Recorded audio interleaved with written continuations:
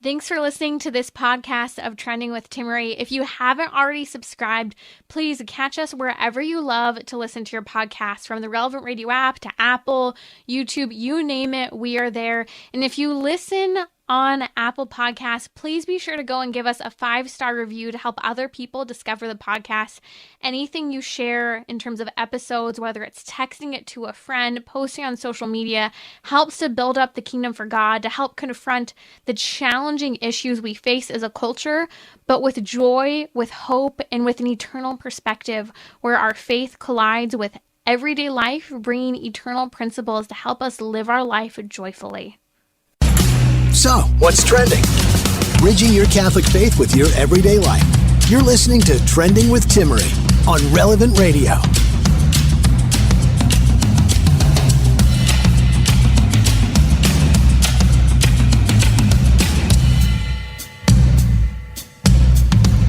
It's Gentleman's Hour today on Trending. That means, any question goes. Questions that you'd otherwise maybe not quite ask your mom or sister.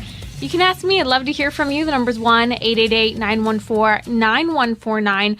What do men fear? Indiana Jones was terrified of snakes. Many men fear failure and inadequacy. Love to hear from you. You can comment now on my Instagram story, sharing what you or other men you know may fear. And yes, we'll play that game today if you don't feel like sharing what you fear. You're listening to Trending with Timmerie during our weekly marriage hour. We're also going to discuss indulging in alcohol as a gentleman. Fascinating conversation here. But before we go there, I am very excited. I've admired this man's work for many years now, and I'm excited to dive into a conversation. Dr. Leonard Sachs is the author of countless books, from Boys Adrift, Why Gender Matters, Girls on the Edge, including parenting books as well. He's both an MD and a PhD in psychology, so he's a practicing medical doctor, family practice, as well as especially a researcher in the area of psychology. And really, he is at the forefront of addressing the crisis today of what is feminine and what is masculine, and how to help our boys and girls, and let's be real, adult men and women, in understanding and coming into the fullness of our identity. As this, I'd like to dive into the topic of why young men are struggling so much in underperforming, and why this is also impacting our boys. In his work, Boys Adrift, he identifies 5 key areas which we're going to walk through and really dive into solutions. Maybe this is your son, whether college age or perhaps a child who's been prescribed medication for ADHD and you don't think your kid has ADHD. We're going to talk about this today on Trending. So you can find him at leonardsax.com. That's leonardsax.com. We'll include links in the show notes today. Welcome, Dr. Sachs, to Trending. Thanks for inviting me. Let's talk about how you first came upon the widespread crisis today of Boys Adrift. Sure. Well, as you said, I'm a family doctor, and really goes back 30 years. Back in the early 90s, I had set up a practice in Montgomery County, Maryland, just outside of Washington, D.C. And I started seeing all these families where the girl's doing well, she's doing well in school, she's doing all these activities, and her brother is a goofball who is not living up to his potential. And my first thought, as I saw more and more of these families in my own practice, was what is wrong with suburban Maryland? Because this was not my experience growing up in Ohio back in the 70s. I graduated from public high school in 1977, and I remember the honors ceremony, the kids who were getting all kinds of awards at graduation.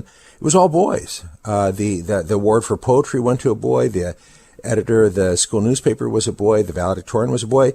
There were very few, I don't remember any girls on the stage, actually. Mm-hmm. And my high school still has those honors ceremony. Now it's all girls. Anyhow, reaching out to colleagues, I learned that this was not unique to suburban Maryland, that this was happening across the United States. And it took me about 10 years of research to try to figure out what's going on, what's driving this. And that led to my book, Boys Adrift, the first edition published in 2007. But then a lot of things have changed since then. So the publisher invited me to write a second edition, which came out more recently. I love it. Fantastic book. 10 out of 10 recommend. Boys Adrift. We'll include a link in the podcast notes today as well. Lucas, if you can post that on social media, let's get a link out there for people to check out. It's a real resource to many parents who are wondering what's going on with my kid. Let's talk a little bit about how you came across this as well in Calgary in your work. So that was a conversation I had with parents about what they were observing, and back when we were trying to figure out the reasons, and people would throw out reasons like, maybe boys are being poisoned by the environment, maybe it's a left-wing conspiracy, and when I entered this topic, I really didn't know. I hadn't done the research, and I thought a big part of it would be that boys today are more likely to be raised by single moms than was the case 30 years ago. Right. So I was really surprised by what I found. Parents just saying, this is a challenge today with my kids across the board. Okay, let's dive into more of kind of those 5 key leading areas of underperformance in males that you've really grown to identify and see this is what's going on, and you provide many solutions. So let's do an overview, if you wouldn't mind, and then we'll narrow in on some of them today. Well, certainly the first factor I address, and the first one that was very clear from the research, is changes in education. American education has changed in some fundamental ways over the past 30 years. And one is that school has become unfriendly to boys. Boys doing things that boys have always done, pointing fingers at each other, saying, bang, bang, you're dead, throwing snowballs, drawing a picture of a weapon. Things that boys have always done now can get you in a lot of trouble, can get you suspended from school. And I visited a high school and I spoke to the parents, and the parents were telling me how their son wrote a story. The assignment was to write a story about anything you want. And the boy wrote a story about the Battle of Stalingrad, winter 1942, from the perspective of a Russian soldier. And he's ambushed by a German soldier and fires his rifle at point blank range. And the German soldier is trying to stab him with a knife. And then describes what happens when you fire your rifle at a man at point blank range. The head explodes. A piece of eyeball goes one way, a piece of chin goes another way. This boy was suspended from school and would not be allowed to return until the parents had obtained an evaluation by a licensed professional. And when the parents shared that story with me, it really struck a chord with me, because I wrote a very similar story for an assignment when I was a high school senior. And I got an award. When my mom died in September 2008, I went through her papers. I found she had kept the certificate, giving me the highest honor in creative writing for writing a violent story. Boys have always written about traumatic amputation and violent death. And this isn't an isolated event. In 1977, event. It could get you an award, as it did for me. Now it gets you kicked out of school. And the difference is astounding, because it's not an isolated event. I am hearing from parents across the nation for years now where their kid dares to write a story about a captain on a ship, a pirate chopping off the head of another person, and that kid's expelled, sent to the principal's office, experienced suspension. So what's going on here? What's the problem with this today? Christina Hoff Sommers wrote a book called The War Against Boys, where she and I are talking about the same thing, the fact that boys are doing much less well than boys did a generation ago. And she blames that on Hillary Clinton. She says it's a left-wing conspiracy led by Hillary Clinton. and with all due respect with Christina Hoff Sommers, I think she's mistaken. This is not a conspiracy by left-wing extremists. It's good people, for the most part, who have reasonable motivations. They're worried about Columbine. They'll say, I'm concerned about school violence. I don't want to condone violence. So we're going to have a zero tolerance policy for violence. And I understand the motivation for that, but it's not informed. It's not evidence-based. And we now have very good evidence that when you put such policies in place, you accomplish nothing good. You do not in any case decrease actual school violence. When you say to boys, you're not allowed to draw a picture of a weapon, you're not allowed to write a story where anybody gets killed, no violence allowed in anybody's stories, you don't get boys who want to sit around writing stories about how they might feel if they weren't invited to the party.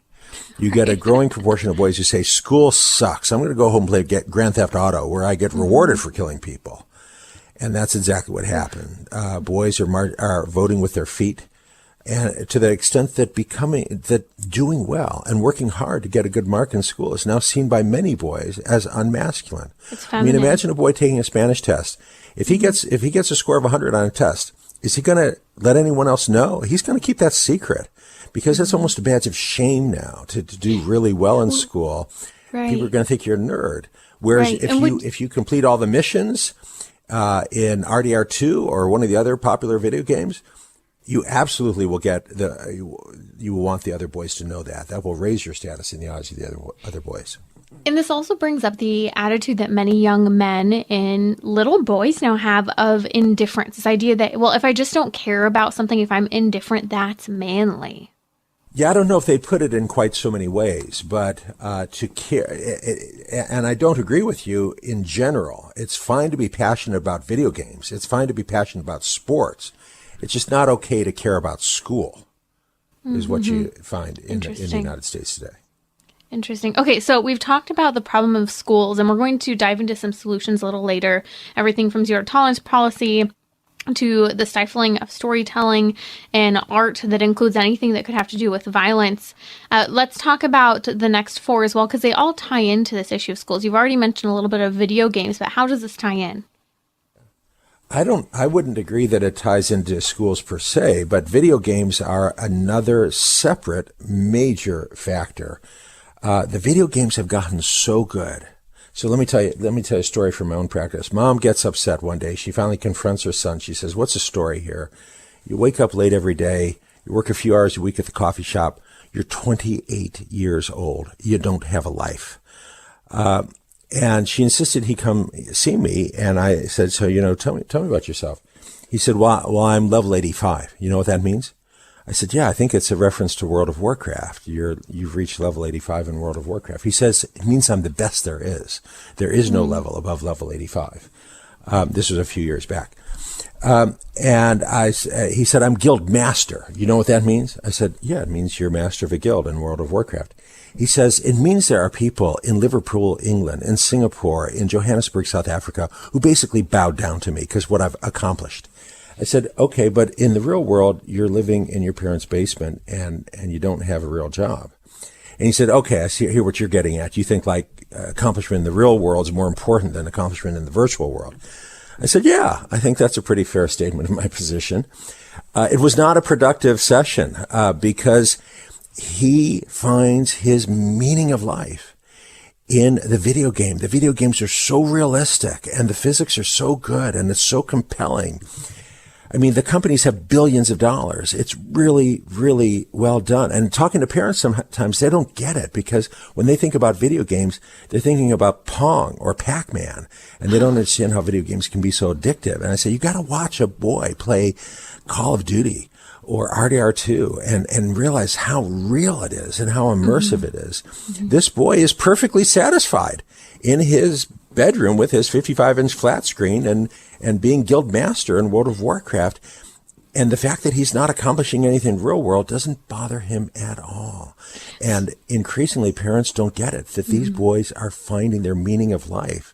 And parents will say to their teenage son, he's playing games at 2 in the morning. They'll say, "You got to turn off the video game and prepare for your school." And the boy says, "I'm going to be the next ninja. I don't need to worry about school."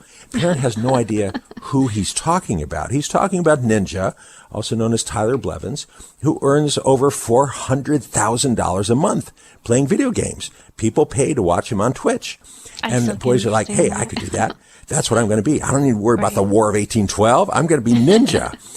And so I wrote an article for the New York Times titled, "But Mom, video games are my job." What are you supposed to say when your son says, "I don't need to worry about school because I'm going to make $1 million playing video games"? So I think the question, I want to throw it out now because many people are listening. Their kids play video games. Parents will say, "Well, at least I know where my kid's at. My kid's at home. My kid's safe." We talk about video games a lot here on Trending and Concerns. What is your response when someone says, "So do I just get rid of them? Do I moderate them? What do I do about video games?" You limit, govern, and guide your kids' use of video games. And in the book, Boys Adrift, I lay out those guidelines. They're very concrete, no more than 40 minutes a night on school nights, no more than an hour a day on weekends, and your minutes do not roll over. So if you go 3 weeks without playing, that doesn't mean you're allowed to spend 7 hours binging on a Saturday. I've got 400 plus citations in the book. There's a lot of research. People have done a lot of research on the effects that video games have. And you need to empower parents to understand what's going on here and to be articulate. And what's the bottom line? The bottom line is Proverbs chapter 4, verse 23. Above everything else, guard your heart, because everything you do flows from it. If you spend your free time reading, you'll become a better reader. You spend your free time playing a musical instrument, you'll be a better musician. Spend your free time shooting baskets, you'll become a better basketball player. You spend your free time playing video games, you will become a better gamer, but at a cost. And in the book, I show that kids who are spending all these hours a week playing video games undermine their social skills. They become less able to interpret facial expressions, less able to understand tone of voice. They're becoming less human. They're becoming video game accessories. This is so important that as parents, we listen to this. I worked for a number of years in college campuses, and I saw firsthand college students who were literally not getting up to use the restroom, not going to the bathroom, had zero hygiene. And why? They were playing video games, skipping classes, knowing that it was on their dime and expensive money. And literally, it was known that that person, that kid is a gamer because he smells bad. And I'm not trying to be mean, but it was considered almost a loser at times because that's how far it can go. Now, not everyone is on that level playing video games. I mean, your average dad and parent is playing video games probably more than he should today. But we have to understand the reality of how it's creating a lot of confusion about reality, non-reality, our pleasure reward system. And that's so important. You mentioned college. Go ahead. Yeah. Yeah, I've talked to college deans who are telling me their big concern is trying to get the men out of the dorm. You know, in ancient times, 30 years ago, men wanted to interact with young women. But now they'll have a dance and the men don't show up because they're in their dorm playing their video games. And so at Baylor, for example, in Texas, the ratio of women to men on campus is 60-40, which is pretty typical nationwide in the United States. But when you talk to the women, they'll say half those men never leave their dorm room. Yes. So that the actual ratio at any event you're at is 3-to-1, 4-to-1 women to men, because most of the men are staying back in their dorm playing their video game. That's really important what you just said, because although there are still men going to college, once they get to college, they don't come out of their rooms to both socialize and attend classes. Yeah, Meg Meeker has a wonderful story that I shared with her permission and her son's permission in my book, The Collapse of Parenting. So Dr. Meeker, of course, knows all this research very well. And she said to her son at age 12, "You're not playing video games, period." Mm-hmm. And he said, "You are crazy. There's no other mom in the state of Michigan who doesn't permit their son to play video games." She said, "Too bad. You're not playing video games at all." She doesn't relent. And years pass and he gets a job. He's working, he's 16. He's earning money. Finally, he turns 18. He says, "I got my own money. I'm 18. I'm going to go out and buy an Xbox and a bunch of video games." And she said, "Okay." So he goes out and buys an Xbox and all these video games and goes off to college. And then in May at the end of his first year of college, he calls mom and says, "Hey mom, guess what? I just got $400. Guess how I got it?" She says, "I have no idea." He says, "I sold my Xbox and all my video games." He said, "Mom, you wouldn't believe there's all these guys at college who expect you to be really impressed that they can kill 12 aliens in 10 seconds on Halo." And I'm like, dude, you can't talk to girls. It's so interesting because that's the reality, that a lot of these guys have no idea how to talk to women, how to have a conversation. And again, they don't even have basic life skills that they should have or already know or be learning while in college to start to care for themselves.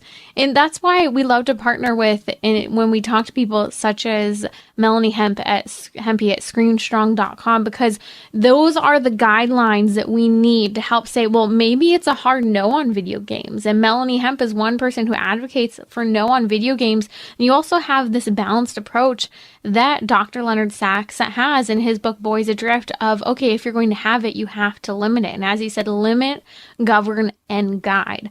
You're listening to Trending with Timmerie here on Relevant Radio. Dr. Leonard Sachs is with me. We're going to come back, continuing to discuss his book, incredible book, Boys Adrift, what's happening to our young boys and young men that's leading them to underperform. It's our weekly Gentleman's Hour today.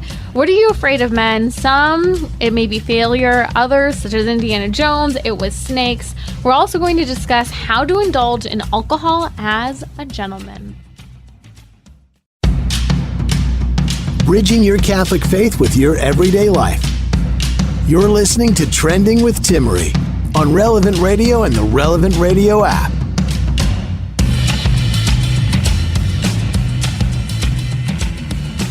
You're listening to Trending with Timmerie. It is great to be with you. It is our weekly marriage hour today on Trending, and we're going to dive into the topic of what are you afraid of as a man? I'd love to hear from you. You know, you can share what you other men, maybe it's spiders, maybe it's sharks like me. Did you hear about that shark attack in Australia? I'll share a little bit about it in a little bit. A fun fact I will share with you if you stay tuned. But also, we're going to talk about indulging in alcohol as a gentleman. What does that look like? A lot of people really do struggle with finding the balance and moderation of it. You're listening to Trending with Timmerie. With me today has been Dr. Leonard Sachs. He is a family practice medical doctor, as well as holding a PhD in psychology, especially focusing on research. We're discussing his work, Boys Adrift, looking at the crisis, really the epidemic in our culture of boys and young men and they're underperforming. He identifies 5 leading factors of this underperformance. Schools, we're discussing video games. We talked about some resources for that. And now we're going to dive into the next major crisis that many boys are facing, and that is ADHD. Dr. Sachs, share with us a little bit more about what's happening here. American boys are overdiagnosed. A boy in the United States is 14 times as likely to be diagnosed and treated with ADHD compared to a boy in the United Kingdom. And you look outside, actually the United Kingdom is kind of an outlier compared to other European countries. I wrote a book with a French publisher about Boys Adrift, the French version, using French data, Pourquoi les garçons perdent pied. And I learned that in all of France, there's fewer than 6,000 kids on medication for ADHD. I just spoke to school counselors in North Dakota. There's more boys in North Dakota on medication for ADHD than there are in all of France. Wow. It's overdiagnosed and overtreated. And one reason is that doctors in this country are not aware of the dangers associated with these medications. We now have many, many studies showing that the most popular medications, Adderall, Vyvanse, Concerta, Metadate, damage the motivational center of the brain, the nucleus accumbens. And I've spoken on this topic in Germany and Switzerland, Australia, New Zealand. You'll find doctors there are well aware of this research, but in this country they are not. And it's so easy to misdiagnose. So Jason's doing really badly in school, and he's just off the chart on the Connor scale, not paying attention in any class. So the doctor says, well, let's try Adderall. Let's try Vyvanse, see if it helps. And he starts Adderall Monday morning, and Monday afternoon the teacher calls up and says, wow, what an improvement. I had no idea your son was so bright, so clever. And he is. He's doing much, much, much better. But then he gets side effects, jittery, palpitations, loss of appetite, insomnia. So mom brings him in to see me, and I do a careful sleep history. I say, well, how much sleep do you get at night? And the parents say, well, he's in bed by 9. He's in his bedroom by 9. We wake him at 6. That's 9 hours. That's plenty, right? And I say, well, Jason, do you have a video game console in your bedroom? Of course. Were you playing last night? Yeah. What were you playing? Medal of Honor, like 132. He's getting 4 or 5 hours of sleep a night. He needs 9. He is sleep deprived. Sleep deprivation perfectly mimics ADHD of the inattentive variety. There's no Connor scale. There's no Vanderbilt questionnaire that can distinguish whether you're not paying attention because you're sleep deprived versus not paying attention because you truly have ADHD. What's Adderall? What's Vyvanse? They're amphetamines. They're speed. They compensate for the sleep deprivation. But the appropriate remedy for sleep deprivation is sleep, not Schedule II amphetamines. So I said to the parents, you got to get the video game console out of the bedroom. You got to ensure that there's no screens in the bedroom and he's getting to sleep. And within 2 weeks, he's doing fine off medication. This is a really important example because we've discussed this many times with Lieutenant Colonel Dave Grossman here on Trending, that a leading global epidemic today is sleep deprivation. It's a leading cause of everything from traffic deaths to suicide. And so this link you just made to the so-called diagnosis of ADHD is extremely significant for people to understand. It's sleep. And Dr. Sachs, it's so upsetting for me because I have known firsthand many of my friends, even in college. I mean, if you wanted to get Adderall at any given time, it was easy because so many people are on it because they were diagnosed with ADHD years ago. And the reality is I saw so many friends, especially male friends, lose motivation even, and no one talks about the fact that Adderall, along with many of these medications, do lead you to suicidality as well, that this is a major problem in our culture, leading to why many young men and boys are floundering today. That's right. Let's list those other two challenges in our culture today that you identify as the leading causes of many of our boys who are adrift today. Those are endocrine disruptors, as well as the need for and lack of role models. Endocrine disruptors is going to be a bit of a surprise for many people. Can you share a little bit more? Sure. So when researchers have looked at testosterone levels, they find that a young man today, a 20-year-old man today, has a testosterone level that's about a half what a young man's testosterone level was 50 years ago. When you look at a young man's sperm count today, you find that it's less than half. Sperm counts and testosterone levels have dropped dramatically over the last 50 years, and there's no taper in that trend line. It continues dropping. And what's going on here? What's going on is that the modern world pumps out all these chemicals in food, in beverages, in cosmetics, plastics. When you microwave food in a plastic container, some of that plastic leaches into the food, and those contaminants act in the body like female hormones. And that's not good for anybody, but it's especially harmful for boys and men because it turns out that men depend on testosterone for motivation. It's not true for women, and we know this. Again, I present the studies. Highly motivated women don't have higher testosterone levels than less motivated women. But men do. Men rely on testosterone for motivation, and when testosterone levels drop, motivation drops. And that's why there's very simple rules I present in the book. Don't buy water in a plastic bottle. Polyethylene terephthalate leaches diaxoethyl phthalate into the water. That's a fancy way of saying that when you drink bottled water out of a plastic bottle, you are consuming small amounts of female hormones, and that's harmful. And you want to carry water around with you? Great, I do. I pour tap water into a steel canteen. That's what you want to do. Don't ever microwave anything in plastic. It doesn't cost anything. It's actually cheaper to pour tap water into a steel canteen than it is to buy bottled water. Right. It doesn't cost anything to follow these rules. It's easy, but again, parents are not aware of these concerns and how much it matters.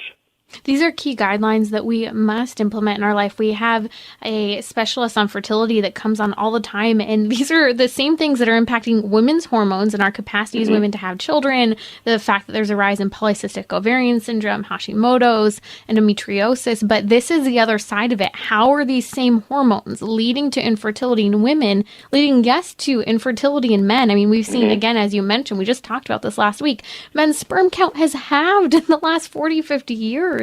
And so, but it's also leading to the lack of what we might even argue is a male boldness. We know with many people today, Dr. Sachs, who are taking cross-sex hormones, that when a female, because we have this transgender craze where many young girls in teenage adolescents are choosing to go on to cross-sex hormones, taking testosterone, one of the benefits that they love is they're a little more bold because testosterone helps you to feel that way. Yet on the opposite end, men are having less and less of this, which is making them to really struggle in their male identity. And they're even wondering, why aren't I that, quote, macho man, or why don't I feel manly? Part of it is simply a hormonal imbalance. Talking about this, Dr. Sachs, we actually have a question coming in. And if you're just joining us, that's Dr. Leonard Sachs. He's a family physician as well as a researcher. He holds a PhD in psychology. You can find him at leonardsachs.com. That's leonardsachs.com. We'll include a link on social media as well as in the podcast notes for today's show. Please listen, subscribe, and share this episode with many parents and maybe even adults who need to hear this. In fact, calling now from San Benito, Texas is Jose. Jose, you have a question for Dr. Sachs. What's your question? Dr. Sachs, I find myself to be a man-child. I don't know if you're familiar with the term. Mm-hmm. I've been trying to change, but, I find it to be quite difficult at times. I'm not at the level where I cannot talk to others. I enjoy talking to others, but still I feel that I let my insecurities, get the best of me. What can I do? Well, I'd really need to sit down and meet with you, but I would encourage you. I hope you'll take a look at the book. Most libraries have a copy. The book is Boys Adrift, because there's not just one thing you need to do. There may be a number of things you need to do. And certainly I advise young men to put away the video games, to engage the real world, to find a good role model, find a mentor, find a real man that you can look up to, even if it's only once a month, to connect with. Of course, we talked about the endocrine disruptors. There's a wonderful and very funny book called Slow Death by Rubber Duck about how these endocrine disruptors are messing with our bodies. But the good news in that book is these two authors decided they were going to be really good and not consume anything plastic or artificial. And in 1 month's time, their levels normalized. So the good news is you can heal, you can get better, you can fulfill your potential. And this may sound so random, but kind of on a side note, even of receipts, our receipts have a tremendous amount of plastic in them. And I was actually told by my physician, because I have a lot of things surrounding endocrine disruption, to not touch receipts, to try not to take these receipts all the time. Thermal paper. You want to stay away from that. And when I fill up at the gas station, I never let it print out a receipt because I'm not going to touch it. Excellent. Okay, and I want to thank Jose from San Benito for calling, because that's a lot to say. To say outright, hey, I'm a man-child. I prefer video games. That means you want to change. And I'm grateful for you calling, for sharing this, because there are a lot of people who are in your same boat, but maybe don't have the courage to call right now, not maybe necessarily asking what are the next steps. So please check out that book, Boys Adrift. We're including links in the show notes, and leonardsachs.com is an incredible resource. I want to come to number 5, and you just mentioned it, in those causes for why so many boys and young men are adrift, and that has to do with role models. Please explain. Yeah. So when you look at American culture, 50 years ago, if you said to a boy, be a man, he knew what that meant, because the popular culture was full of role models, whether it's Gary Cooper or Paul Newman or Sidney Poitier, who were competent, responsible, caring. That's gone. This past September, Drake released his new album, Certified Lover Boy, broke every record, took 9 of the top 10 spots on the Billboard Top 100, which the Beatles never did. And it is filth. There's no other word to describe it. It is obscene. He's saying, my ball is bigger than yours, and that's just me being modest. If you say to a young man today, be a man, he doesn't know what that means. Boys are not born knowing what it means to be gentlemen. They have to be taught, and we no longer teach them. Instead, they're immersed in the culture of Drake, Bruno Mars, Eminem, and obscenity and filth is what's being held up as models of successful manhood. How is a boy to know if he's received no instruction? I mentioned a rape case in Steubenville, Ohio, where 2 high school boys raped a girl who was drunk and unconscious, and other kids were videoing this. And Mike DeWine, who prosecuted that case, said what really struck him was that the boys didn't understand that they had done something wrong. They would say, well, she was unconscious. They have received no instruction. The popular culture of the United States is toxic, and you need to be on your guard, and you need to mindfully and thoughtfully create healthy role models, find healthy role models for your son to get an understanding of what a man can be and what a man should be. Dr. Sachs, in your book, Boys Adrift, you mention how the Ford Foundation awarded a grant to three female scholars who went in and addressed what was essentially a boys-only school system occurring within an area in California. Can you share a little bit about that and how schools have really become a problem and what those solutions can be if someone finds their son not performing well in school? Yeah.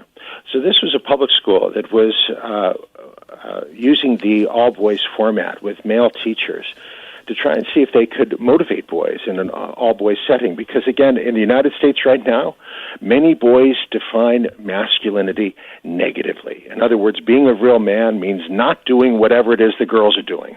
If girls are trying hard to get a good mark, then I don't. If girls are turning into homework, then I won't. You mentioned earlier about how boys don't seem to care about school, and they don't, because the girls care, so it's not cool for boys to care. So again, this school thought, hey, maybe if we have an all-boys setting led by men, we can motivate boys. And so one of the male teachers was talking to the boys about what it means to be a man, and it means that you make sure your family is fed, and if you only have 2 hamburgers and you've got a wife and child, then they get to eat the hamburgers and you don't. It's a very simple example, but he's talking to elementary school kids, if I recall correctly. And the 3 women observing this just thought this was the worst thing ever, that he's reinforcing stereotypes. And they're tearing him down, but they have nothing to offer in its place. If you don't like the stereotype of the father who sacrifices for his family, what are you putting in its place? They got nothing. And that's what really troubles me, is that we've got all these folks on the political left who want to tear down these traditional roles, but they offer nothing in its place. I also wrote an essay about that. This woman, columnist, was very upset. Columnist for the New York Times was upset that her son's teacher used the term ladies and gentlemen, which she just thought was so old-fashioned and inappropriate and reinforced harmful stereotypes. She felt that teachers should just use the word citizens and not use the term ladies and gentlemen. What happens when you don't teach kids to be ladies and gentlemen? Do you get virtuous citizens? No. What you end up with is girls posting selfies half-dressed on Instagram and boys playing video games where they pretend to kill people. If you ignore gender differences, you end up reinforcing the worst aspects of gender. If you don't teach girls and boys to be ladies and gentlemen, you end up with what we have right now, which is a country where girls are frantic because they don't think they're sexy enough on TikTok, and boys who are spending their free time looking at pornography and playing violent video games. It's astounding we've reached a point in a culture where the American Psychological Association has called masculinity toxic, but the problem has been that we've erased, as you're discussing, the differences between men and women, and creating this neutrality, this numbness that we've seen has damaged and led to the crisis of what is truly at times toxic masculinity and toxic femininity. And it's become this massive confusion. And this is why your work is so important, Dr. Sachs, finding resources and identifying the problem of why these boys are going adrift. In just a few moments we have together, can you share what a good resource would be for parents who say, I don't know where to send my kid to school? What options do I have? So in Boys Adrift, I talk about the characteristics of a boy-friendly school and how it's different from a school that is unfriendly to boys. I have visited now over 460 schools over the last 21 years, And I can tell you that the majority of public schools in the United States today are not friendly to boys. I think that's, Agreed. I can defend that statement at great length. And 20 years ago, 15 years ago, I would have said to parents, talk to the principal, share this research with them, and see if they'll make a change. I don't say that anymore because we learned pretty darn quick that a parent or even a group of parents approaching a principal is just an annoyance. And they may say something nice, but they're not going to change anything. I've become very pessimistic from all my school visits. And my advice to parents is if you find that your son is getting disciplined for doing things that boys have always done, he chewed his Pop-Tart into the shape of a pistol and said bang, and he got a discipline referral. And this is a true story. A 7-year-old boy chewed his Pop-Tart into the shape of a pistol and was suspended from school. That's a school you need to leave. And you may need to move. If you can't find a boy-friendly school in your neighborhood, then you have to be willing to move. My wife and I moved from Maryland to Pennsylvania because we were unhappy with the choices of school available to us there. And your child has to be your top priority. So I had to switch jobs and sell our house and find a new job, and it was the right call. Good man. Thank you for sharing that, your own testimony, as well as your incredible work as a physician and as a researcher in psychology in the crisis today surrounding femininity, masculinity. Please find his work at leonardsachs.com, leonardsachs.com. We'll include links in the podcast notes at relevantradio.com. And please share this episode with someone who needs it, wondering what's going on with their young adult son or their kid, maybe at risk for being put on ADHD medication when they're not ADHD, overplaying video games, needing role models, school crisis. There are true resources in his work, Boys Adrift. I highly recommend it. So please go check out his work. Again, links in the podcast notes. Thank you so much for joining us, Dr. Sachs. It is our weekly Gentleman's Hour today on Trending. We're going to come back talking about what men fear and how to indulge in alcohol as a gentleman. Bridging your Catholic faith with your everyday life. You're listening to Trending with Timmerie on Relevant Radio and the Relevant Radio app.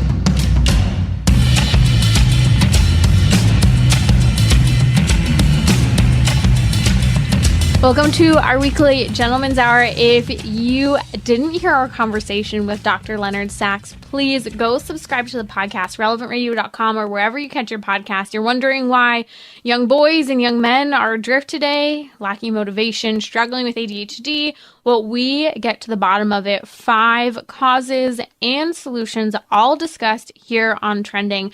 I want to come to the topic of indulging in alcohol as a gentleman now. How do you do it? Can you? Do you think it's even possible? I was listening or actually reading an article this week from CatholicGentleman.com by Michael Foley, and he ends this article about drinking alcohol as a gentleman, as a person of faith. And he says the question is not whether Christians should enjoy drink festively, but it's a question of whether they will be the only ones left capable of doing so. The crisis today surrounding alcohol is we kind of have this split attitude and distinction even within Christianity. Denominations outright puritanically rule it out as evil, innately bad. And then there's the Catholic approach where you know someone's a Catholic when they are A-okay with drinking often. I mean, that's the joke, at least in the Protestant circles that I've been in growing up, that you always know when the Catholic arrives because they bring the alcohol. But how do you find the balance?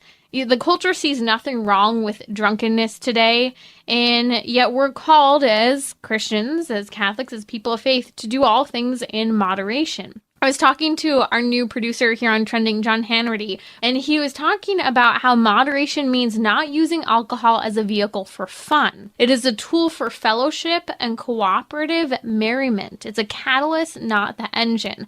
I think that's a really, really important statement, that our use of alcohol is not a vehicle for fun, and it's meant for fellowship and for merriment, for enjoyment. We'll talk about that in just a moment. And he said it's a catalyst, not the engine. These are profound words because it's a reminder for us that everything we use as people of faith are meant to be tools Things we use are tools. Our phones are tools. Alcohol, it's a tool and it's a gift. So let's break down from this excellent article at CatholicGentleman.com a little bit, I think, of a stronger perspective to help us if maybe you struggle a little bit with your philosophy on alcohol.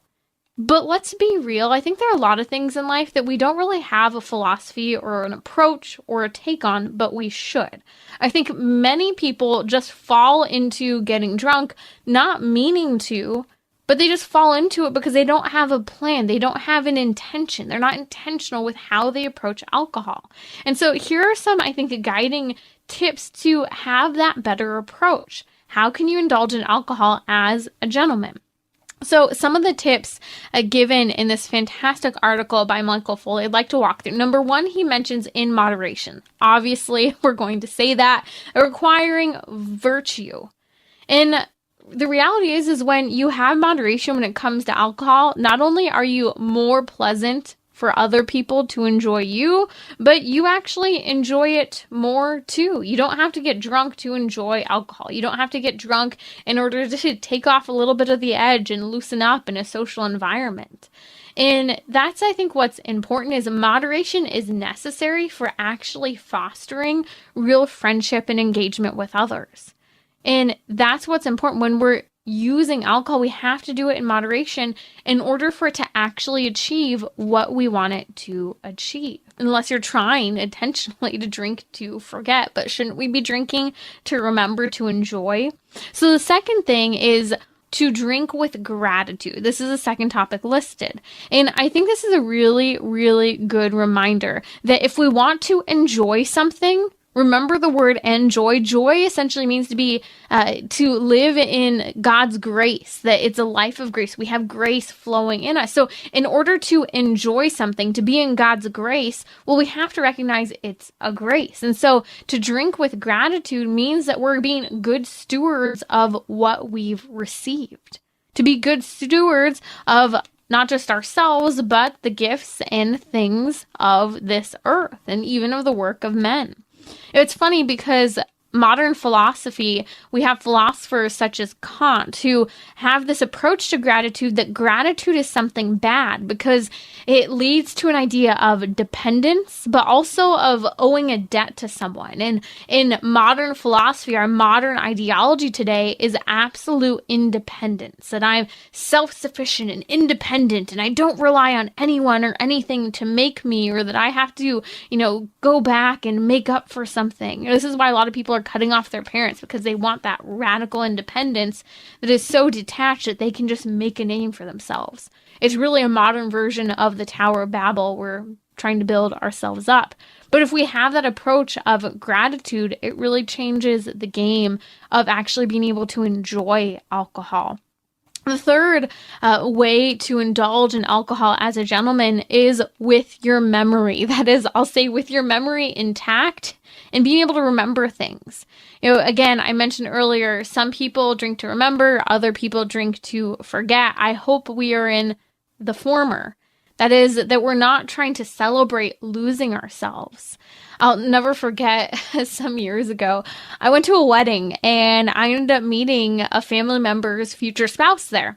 Now, a year later, everyone's getting married, everyone's celebrating, and I get to see my family member's spouse again. And, we're talking, and many of us had the same experience where over and over again, as we're going around, we're saying, "Oh, it's so good to see you again." And she's saying, "Oh, it's so nice to meet you." Well, why was she saying it's so nice to meet you? Because she had overindulged at the wedding. The next day was totally hungover, sick as could be. And although we had some great conversations, she didn't remember. She didn't remember the time we had together. And so I bring this up because sometimes in the midst of trying to enjoy something, in the midst of having fun and enjoying, we can go too far, lose ourselves, lose the memories of the good times we had with others, the memory of ourselves in that context. And yet that's the challenge. And when it comes to alcohol and engaging in a gentlemanly way and indulging, that we're indulging, but with moderation, with enjoyment, with memory. You're listening to Trending with Timmerie. It's been a great Gentleman's Hour here on Trending. I'll be back tomorrow for our weekly marriage hour.